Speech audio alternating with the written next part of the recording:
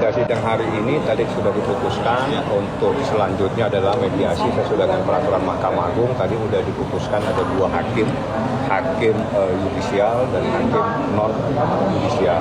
Jadi habis ini mungkin saya akan mencari bertemu dengan mediatornya untuk mengatur jadwal supaya minimal minggu depan ada pertemuan untuk membahas kelanjutan proses hukum ini seperti apa. Karena mediasi itu memang diatur berdasarkan peraturan Mahkamah Agung dengan tujuan kedua belah pihak mungkin bisa membicarakan permasalahan secara baik, secara kekeluargaan untuk mencapai kesepakatan secara musyawarah seperti itu. Dan sempat juga ditawarkan mediator dari luar ya, dari mediator. Karena yang terdaftar itu mediatornya itu pasti ada di pengadilan. Jadi setiap pengadilan negeri, seingat saya, semua sudah ada daftar mediator, baik mediator hakim, istilahnya yang sama mediator non palu. Jadi alangkah baiknya yang sudah terdaftar itulah yang ditunjuk sebagai mediator dan saya serahkan kepada majelis hakim. Tadi yang memutuskan adalah bukan kami, bukan saya sebagai penggugat dan juga bukan tergugat 1 dan tergugat 2. Kita sepakat tadi, kita serahkan ke majelis hakim supaya memutuskan mediatornya ada 2 orang. Jadi 2 orang inilah nanti satu hakim, satunya bukan hakim. Jadi sebentar kita atur jadwal. Mudah-mudahan minggu depan ada titik temu untuk membahas persoalan ini ya, karena persoalan ini adalah sesuatu yang terkait adanya kesepakatan secara lisan yang terjadi di tanggal 13 November 2024 seperti itu. Bang, saat mediasi nanti kita berjanji akan menyampaikan apa?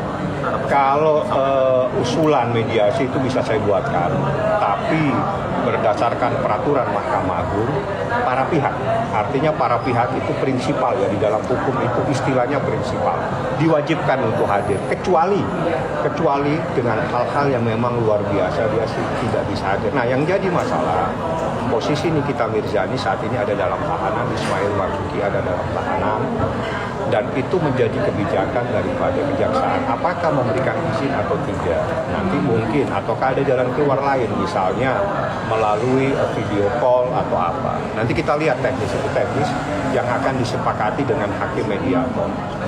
Berarti tidak namanya Semua pasti ada peluang. Kenapa sih sesuatu yang bisa kita bicarakan tidak kita bicarakan, ya kan? Semua bisa, tapi kalau misalnya tidak ada titik temu ya proses hukum tetap berlanjut.